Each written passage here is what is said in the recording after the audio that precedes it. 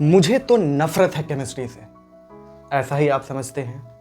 ये रटने का पूरा कंसेप्ट, पूरे एक्सेप्शन का संसार, केमिस्ट्री में तो बस एक्सेप्शंस ही हैं।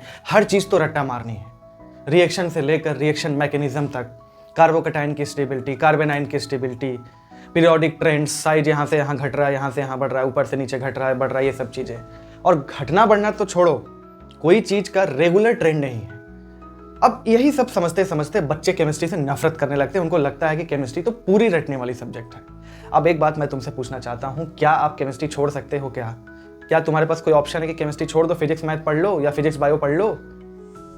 अब बायोलॉजी तो चलो ठीक है, अच्छे से समझ में आता है, डायग्राम मस्त समझ में आता है। फिजिक्स थोड़ा टफ है, लेकिन कम से कम लॉजिक तो है। केमिस्ट्री में तो लॉजिक ही नहीं है। ऐसा किसने बोला बच्चा? ऐसा तुम्हें तभी लग रहा है, इसीलिए लग रहा है क्योंकि तुम शुरू से चीज़ों को नहीं पढ़ रहे हो। ऐसा क्यों हो रहा है? जैसे कि सपोज करो आपने इनऑर्गेनिक केमिस्ट्री के लिए अगर मैं बात करूं, आपने स्ट्रक्चर ऑफ एटम नहीं पढ़ा, पीरियोडिक टेबल वाला चैप्टर नहीं पढ़ा और केमिकल बॉन्डिंग, ये 3 चीज़ अगर आपने नहीं पढ़े तो आपकी पूरी इनऑर्गेनिक केमिस्ट्री तहस नहस हो जाएगी। और साथ में ऑर्गेनिक केमिस्ट्री में भी ये काफ़ी हार्मफुल करेगा, आपको हार्म करेगा। ध्यान रखना इस बात को। तो एक भी चीज़ आपको छोड़ना नहीं है। अब जैसे कोई चीज़ हम पढ़ रहे हैं, अब फिर से एक्सेप्शन आ गया, और इसका एक्सेप्शन का कारण ये है due to high effective nuclear charge, due to high charge by size ratio. अभी चार्ज बाई साइज रेशियो पहले समझो तो, चार्ज बाई साइज रेशियो को पढ़ना पड़ता है। अगर तुम्हें याद ही नहीं है कि इस स्पीशीज का साइज बहुत छोटा है, एक्सेप्शनली स्मॉल है, तो फिर तुम्हें चार्ज बाई साइज कैसे समझ में आएगा?